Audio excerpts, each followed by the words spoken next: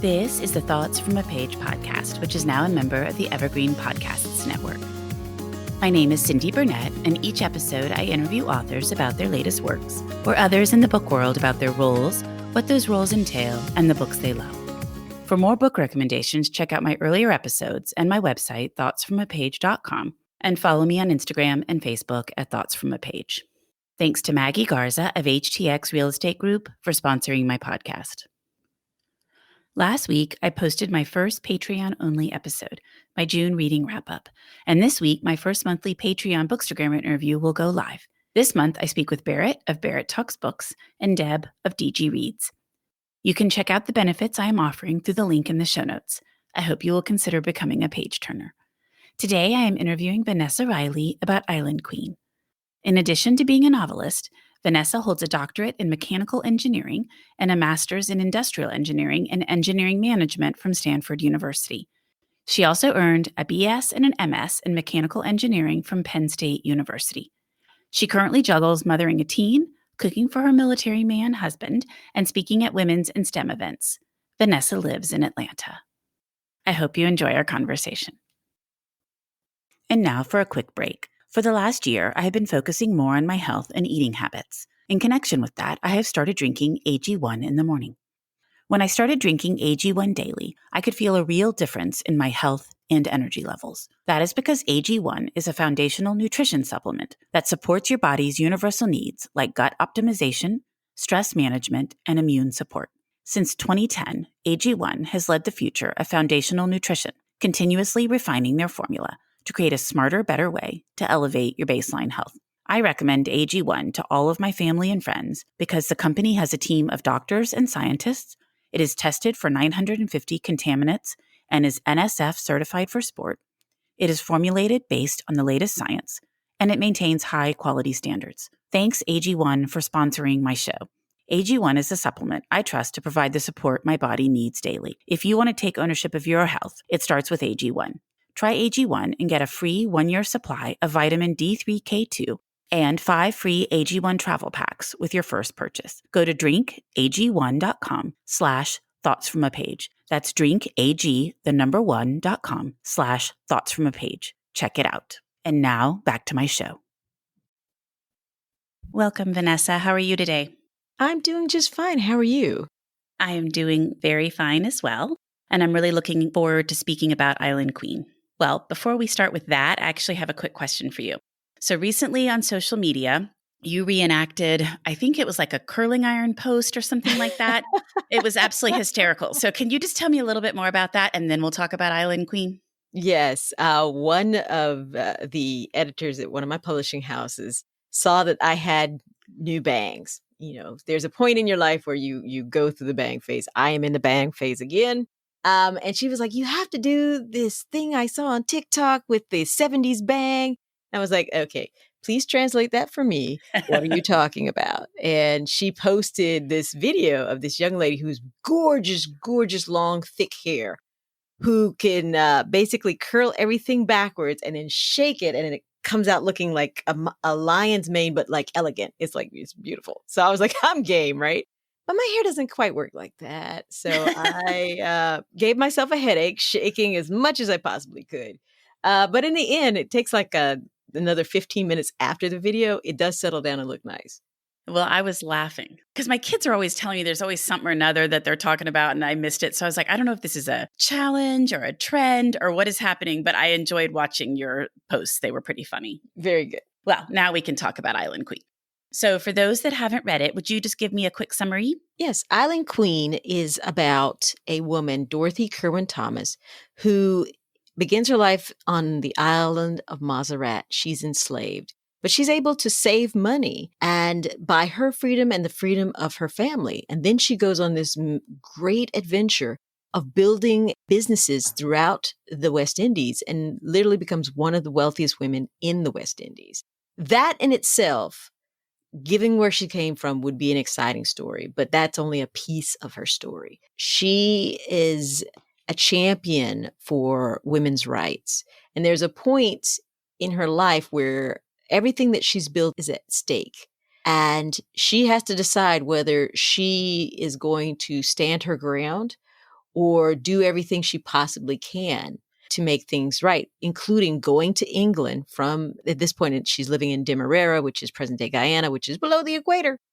So you have to get on a boat and go all the way up to England because Britain is ruling all of these colonies or many of these colonies in the West Indies, and to appeal. So as a foreigner, she would have to do this. But Dorothy's a special woman. She's not unknown in England at this point in her life. She's had some rather scandalous affairs, one with a future king of England. So she's not unknown. She is the right choice in that moment in time to do something that's going to have an impacting legacy for Black women and women of color in the colony of Demerara. So it's I think it's a fascinating read. I'm very excited to let you meet her. She's not a superwoman. She's a very human woman. You're going to see her human experience, but she rose to the moment in history. And that's Island Queen. So I thought it was an absolutely fascinating story from the politics of these islands, some of them as colonies, and shifting allegiances and who's ruling the colony, wanting to be free, all of that, to Dorothy's story herself. And that it's in the late 1700s. I mean, that was just amazing to me. One of the things I hope this narrative helps uncover is that each one of these islands is different. So you can't go to Dominica and think that it's the same as Grenada, that's the same as Mazarat. Every one of these islands, every one of these colonies, Jamaica, Barbados, they're all different and they all have different rules that apply to them. And because sometimes they've had different colonizers, sometimes it was British, sometimes it was Spanish, sometimes it was Dutch, sometimes it's French. That also impacts how things develop and that the politics of the situation. And I wanted you to see how this woman is able to navigate. She is disadvantaged in every aspect of the word. She starts out as an enslaved woman, but she's able to figure out the landscape very quickly. I think she was a very astute woman, empathic. She understood who she was and she had big goals and she did what she needed to do to get to these big goals. But the politics of each one of these colonies is just so different. There is Catholicism influences when the French were at one point ruling. Then you go to the Church of England and there's animosity there. I mean, you literally have colony members that change their religion just so that they can stay in power. So it's a fascinating time frame. It really is. And like you said, each island is so different. So then just trying to keep up with what was happening on each particular island was, I thought, very interesting. But at times I had to be like, okay, exactly where are we right now and what's happening there? So, it's interesting. And I thought you portrayed that very well. Thank you. Thank you. How did you discover Dorothy Kirwan Thomas and how did you become interested enough in her to write about her? I've always had an interest in Western civilization history. And then in about 2008, I started wanting to write professionally, and I was always gravitating towards history. I started out in historical romance, and as I'm telling stories from my vantage point of my West Indian ancestors, there's a lot of static, a lot of resistance. So you almost feel like you're always trying to prove that we exist. Were there Black people in England during this time frame? Or did we just, we were kings and queens in Africa, and then we went up in a spaceship, and then we were dropped back into 1865, America, and only America, because that's only where Black people are. No, history is so diverse. And so I went on this quest, as I progressed my career. Okay, so people are like, okay, we'll accept that there are Black people in England, but they had to either be slaves or servants. So I was always on this quest to find my Dorothy. And I stumble upon this cartoon sketch of Prince William Henry, and it's circa 1788, and he's in bed with this Black woman. The cartoonist who drew this, his name is Gilroy. He's an ist. He's a satirist. He's a misogynist. Just label him everything you want. And because he's constantly mocking everything, there's nothing sacrosanct for him. So in this picture, normally when he drew Black women or women in general, he would make them part of the joke. So they're garish or they're made to look ugly, bulbous lips, everything you could imagine to deride a person. This is what Gilroy would do. But in this particular cartoon, the woman is drawn beautifully. This Black woman is drawn beautifully, and she's lovingly being caressed by Prince William Henry. So this was not to make fun of her. It was more so to tell everyone what the prince was up to and the depths of that relationship. And so I had to find this woman in this picture. And by tracing his life, Prince William Henry is very well documented because he is the future King William IV. Tracing him, he's a sailor king. He spent a lot of time in the West Indies. And when he gets to the island of Dominica, he meets a mulatto woman, Dorothy Kirwan, and the rest is kind of history, but hidden history. And it was exciting to find her and just literally tracing her life and showing she defies so many stereotypes of what women of color, Black women were able to achieve.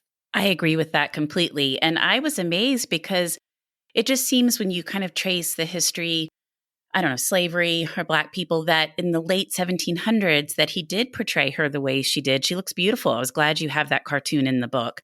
And that wasn't something that more people know about. And that I guess it was okay and accepted, which just seems a little bit different than what you think about for the late 1700s. Yes. We have glorious views of 1700s is American Revolution, and we have the French Revolution. So we have this picture of very progressive politics and people marching towards freedom. But then you still have this landscape of enslavement. You still have active transport from Africa to the West Indies and then to various parts of the world because this need of this labor source to get sugar or coffee or, indigo and all these different types of things. So it's a great dichotomy. And to find this woman and then to find out she's not the only one is it's just wonderful. I agree. I thought it was wonderful. And that he had relationships with a number of women of color. Yes. He was a fun man.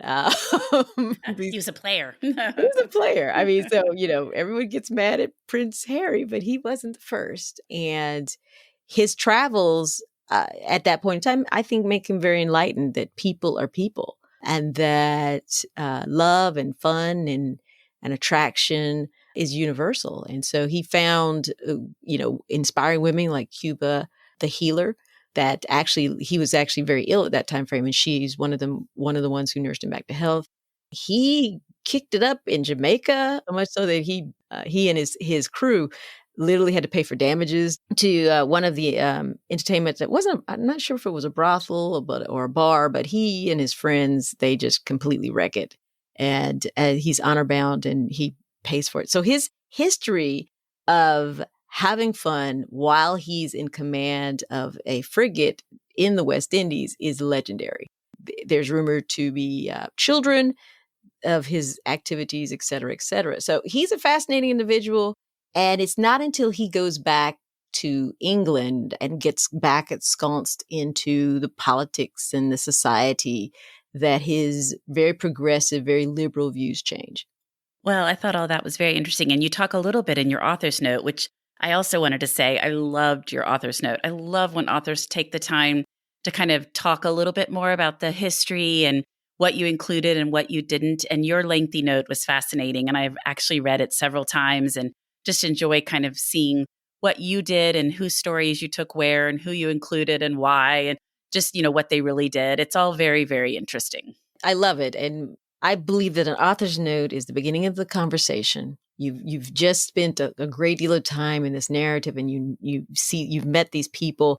What happened? What aspects of their lives that I can tell you beyond this book? What was happening during the time frames, and what are some of the results? Because sometimes you're not able to tell the whole story in the number of pages that you get for a book. So I want to be able to do that. I want to be able to tell you the different things that I thought about, as well as I'm a documenter. So, piecing together Dorothy's history was a very big challenge because oftentimes you won't find a diary that's specifically written by her, but you may find diary entries of other people talking about her. You'll find incidental notes about other people who've met with her and whatnot. So you're always doing this weaving in order to get the story. And so I want people to feel that and to understand how very special this woman was and the times that she was living.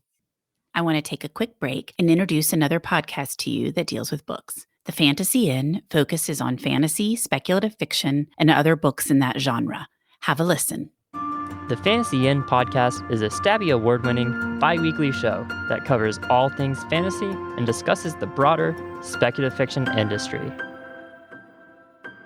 Listen to 6 book critics across 5 countries discuss fantasy and recommend great reads, or enjoy an in-depth interview as I, Travis Tippins, talk with some of the hottest authors in the genre. You can find The Fantasy Inn wherever you listen to podcasts, or check out thefantasyinn.com to join our Discord server and hang out with other book lovers in real time. We've gone behind the scenes with popular bloggers and podcasters, as well as featured industry greats like Christopher Paolini, Victoria Aveyard, and V.E. Schwab. Everyone's welcome at the Fantasy Inn, and we hope that you join us as we dig into what makes this genre special. We're living in a golden age of fantasy and science fiction. Let's explore it together. Well, tell me a little bit more about your research. It's exhaustive. And you're talking about, just the beginning of the conversation with the author's note and the length of the book. And I thought with everything you had in there, you probably could have written 4 books. Yeah, it's wonderful to be that immersive. And I'm a deep dive. I will not shy away from it. I love a deep dive. So if we've got to wrestle around in wills, I mean, her Dorothy Kirwan Thomas's will is actually archived in the UK. That just kind of shows the level that she's ascertained, because not everybody's will is in the UK. Yeah, exactly. But you got to find, for women of color, we are not properly documented in the ways that some of the leading men of the ages. Of George Washington, I have one of George Washington's diaries, particularly when he was in Barbados. I have that level of firsthand, secondhand accountings.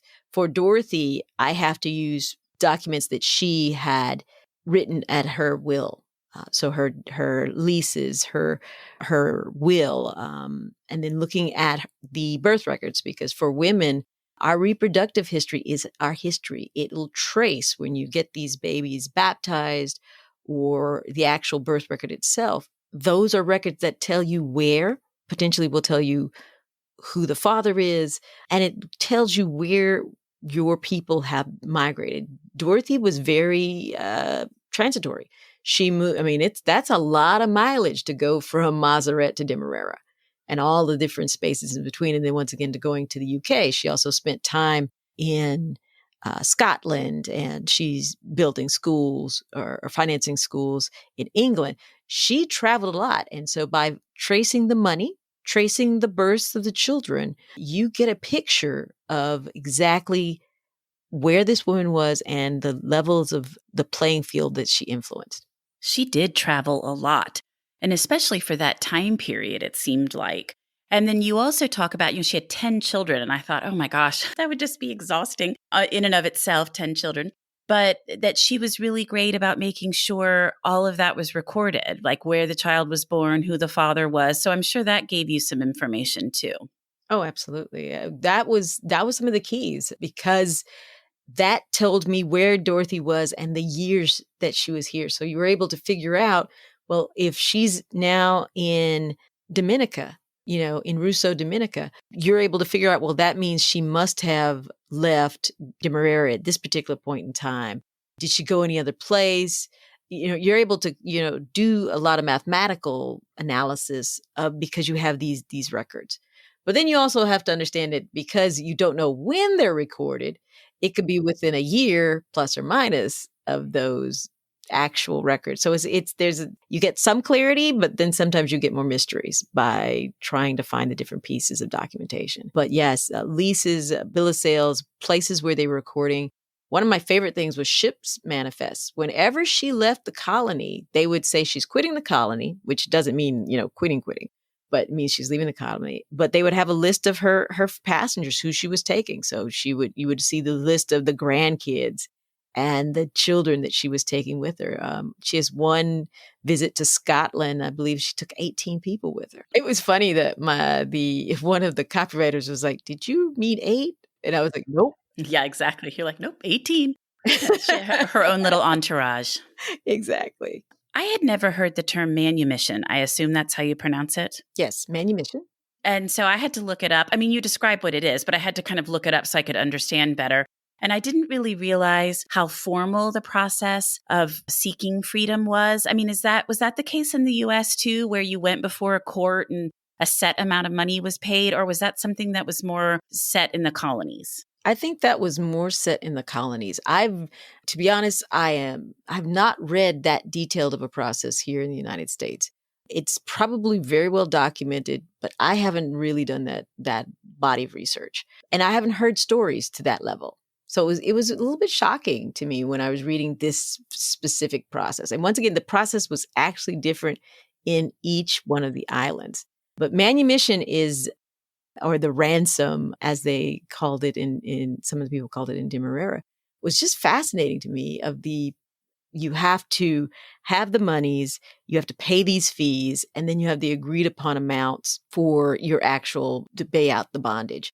And so there are points I was reading, at one point in Montserrat, they wanted to raise the local government wanted to raise the price of manumissions. And the slaveholders were saying, no, you can't, because how else will we reward the women's love and faithfulness? I was like, oh, when I saw that in your notes, I was like, oh, that's just so awful. It is. I was amazed that the government was setting the fee. Like, all of that was completely fascinating to me because I wasn't familiar with it. And like you said, I hadn't read about it in the US at all. And then also that you had to go before, I'm assuming it was a judge or some kind of government official, to pay your money and receive your papers to be free. And I really thought a lot about that. And I guess the one upside is that you would have very good proof that you were free, that you had the papers. So, you could say, look, I have bought my freedom. But other than that, it just seemed like such a different system. In the West Indies in particular, you're living in a system where you could be re-enslaved. So having that formal proof, and I don't know if you had to be in front of a judge, but it definitely had to be done with solicitors. So legal documents, signing off of both parties agreeing that certain amounts of monies have been paid, as well as the manumissions. It's all legally recorded. And these papers you had to have on you. Right. That was especially in Grenada, when I got to that section where they were literally putting people in jail if they didn't have their papers. I kept thinking to the migratory circumstances here south of the border in Arizona at different aspects, because it's like history repeating itself. But it's frightening. And so to me, it helped me understand Dorothy's mindset so intensely, of why she always needed to make sure her children's births, their free births, are recorded. Make sure that her papers are always on her person, in her reticule, because of that fear of somebody calling into question, somebody not knowing your name and assuming that you could be enslaved, because there were kidnappers. Those types of people could literally take you, and it's very hard for women of color during that time frame to get their day in justice, their literal day in court. It takes a lot. Right. Just to be able to prove up that you were free. So then I guess I thought, well, at least that system, even though it's horrible that you're having to pay this money and all of that, at least if you had your papers, you were able to say, listen, I am free. I mean, and her father, he just made me so mad. This kind of hanging it over her head forever. Yes, yes, yes. I will help set you free, or I will pay to set you free. And then not ever doing it.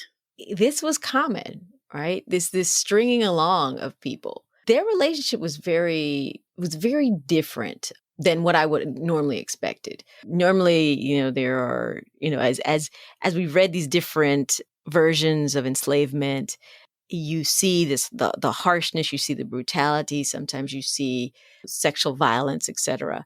I believe that they had a loving relationship. He just wasn't a man you could count on because of the things she knew. Her modeling of business, she was good at it. He wasn't. He was trying to build a mercantile empire, importing goods from Ireland and Scotland and then selling it throughout the islands, as well as production on his plantation. He just never could get it together. Right. In a way that would manifest. If he'd ever hit it big, I always wondered, would he have actually done what he kept claiming to do, that he was going to free her? So I don't know. But he's disappointing. She does it. She has to do it. She's the one who has to do it. She's the one who has to free her mother, whom the man seems to love in his own way.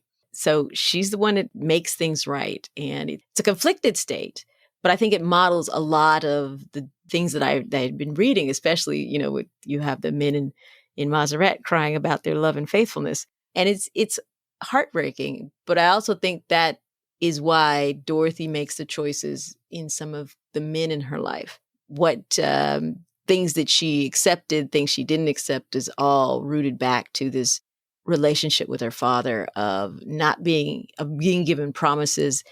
And in the end, you are the one who have to make them true and right. Right. Never fulfilling the promises that he's supposed to and not protecting her against his son, her half brother. I mean, I just thought, oh my gosh, I don't know. It was heartbreaking, frustrating. It just made me so angry. Yes. And it's emblematic of I know. of the time. So it's like, it's whenever you write these types of books, you have to, there's a line of what do you want to include? Because if you leave some of these things out, people think you're whitewashing the enslavement, trying to make it a picture. And what I was trying to do is make sure it's evenly balanced. Yes, there is a lot of horror. It's enslavement. This is not a picnic. But at the same time, you see her personal joy, how she finds her personal joy in even these bad situations, and how she's always striving for her goals. I think the goals kept her sane and kept her moving forward. Absolutely. And she was quite successful. She survived. And I wish I'd known her story sooner. This is one of those, why is it hidden? This makes me think, why is this story hidden? Why does it have to be happenstance that I see a cartoon and 6 years of searching in order to put this woman's life together? And literally she was reduced to, I think, a paragraph in one book and a chapter in another book, when her life is just so large and it needs to be told. I can't tell you how often I hear that, though. I mean, authors saying that exact story, whoever the woman is, that, so many of these women's stories have been just covered up. And I think part of it is who tells history. So men have frequently in the past been telling history. And so a lot of these women's stories get completely covered up. But thankfully, at least they're mentioned in a paragraph in a book, or somebody stumbles upon it in another book they're researching, and then some of these stories are starting to come to light. Exactly. I think once these stories are out, women, people like myself who love history, seeing ourselves in different ways, in different forms, and not always in the victim role, because women are often cast as victims. We're waiting around for someone to save us. And to see women who were in dire circumstances, but yet still able to find a way to survive and then eventually thrive, I think it's exciting. It expands the landscape of possibilities for everybody who reads. I agree. And I love your dedication, which reads, to every little Black girl who was told no, that you can never be more. Breathe. Don't believe the lies. Keep dreaming. Tell your story. Well, what about title and cover? How did they come about? Title, that's pretty much always been the title, Island Queen. My agent, Sarah, is great at naming things. And so I'm not sure if it was her, me, or a fellow author, Denny S. Bryce of Wild Women in the Blues, whether we all got together but I think this one was pretty much always Island Queen. The cover, however, my editor at William Morrow, Rachel Kahn, is amazing. I'm describing Dorothy. I think it was just kismet of two minds coming together, deciding that the cover needs to show this image of a woman who has been through something, but is strong and proud and resolved and gorgeous. Because I think Dorothy was always gorgeous. She never had a moment when she made her money not being gorgeous. She must have been, just from her story and her life and the way she attracted men. She had to be just stunning. Yes, just a man fly. Because even when she had nothing, there was this thing that just drew everyone to her light. So William Morrow works with a number of independent artists, and Tanya Engel brought it to life. And everything from the clothes to the hat, everything is period correct. And it had to have a hat. Cindy, it had to have for sure.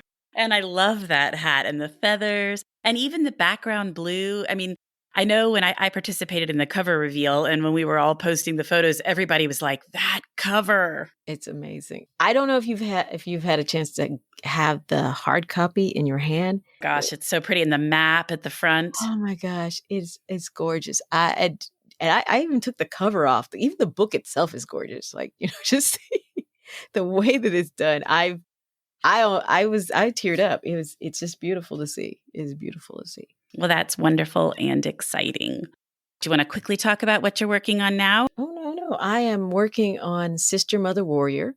And this is looking at the two women that helped shape the Haitian Revolution. So you will meet Toya and Mary Claire and many of the women that are involved in actual fighting, in planning, and in saving the soul of this burgeoning nation. I hate to even ask this question because I should know it, but when was the Haitian Revolution? Haitian Revolution is between 1793 to 1805. So you're staying in the time period that you wrote with the Island Queen. Absolutely. I am a dedicated Georgian Regency writer. That's right. And I saw that in several things I read about you. So you really enjoy that time period. Well, that's kind of fun because you've got all this research you've already done for Island Queen. And even though it's a different island, I'm sure some things probably factor into this one too. It definitely helps you think about things. But once again, this island is Santo Domingo is French controlled or primarily French controlled. And it has a different form of enslavement than what I had encountered in other places that were primarily British and Dutch. So you'll learn about Code Noir and other fascinating things that really explain the strife and struggle that Santo Domingo, present-day Haiti, has undergone. Okay, good. Well, that sounds fabulous. What about what you've read recently that you really liked? What I have read recently that I really like is How the One-Armed Sister Sweeps Her House by Cherie Jones. Very good Caribbean read. Kristan Higgins, Pack Up the Moon. She will wrench your heart every single time. She does not spare your heart on this one. And things that I'm looking forward to is Rochon's got the Boyfriend Playbook coming out. She is so much fun. She is. She's delightful. I will always be so indebted to her because when I launched this podcast actually about a year ago, early on, I knew a few authors, so I reached out to them. And then I just kind of started looking around and books that I was seeing on Instagram, and I reached out to people, and she was one of my very early episodes. She didn't know me or anything, and she agreed to do an interview, and we had a ball. Excellent. Yeah. So that's my reading fun. Vanessa, I really appreciate your taking the time to come on the Thoughts from a Page podcast. I very much enjoyed speaking about Island Queen. Cindy, thank you for having me. I love discussing Island Queen. I am so glad that it's now here for everybody to read about Dorothy Kirwan Thomas and get excited about the different facets of her life. I agree. It's been fun to see it on every list out there. So I'm sure everybody is going to be so excited to get their hands on it. I'm Ken Harbaugh, host of Burn the Boats from Evergreen Podcasts. I interview political leaders and influencers, folks like award-winning journalist Soledad O'Brien and conservative columnist Bill Kristol about the choices they confront when failure is not an option. I won't agree with everyone I talk to, but I respect anyone who believes in something enough to risk everything for it. Because history belongs to those willing to burn the boats. Episodes are out every other week wherever you get your podcasts. Thank you so much for listening to my podcast. If you liked this episode, and I hope you did, please consider joining my Patreon as a page turner. Follow me on Instagram at Thoughts from a Page. Tell all of your friends about the podcast and rate it or subscribe to it wherever you listen to your podcasts. I would really appreciate it. The book discussed today can be purchased at the Conversations from a Page bookshop storefront, and the link is in the show notes. Thanks to Maggie Garza for sponsoring this episode, and I hope you'll tune in next time.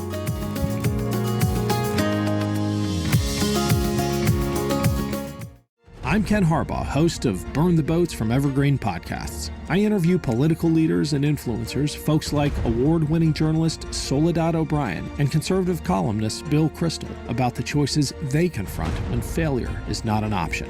I won't agree with everyone I talk to, but I respect anyone who believes in something enough to risk everything for it. Because history belongs to those willing to burn the boats. Episodes are out every other week wherever you get your podcasts.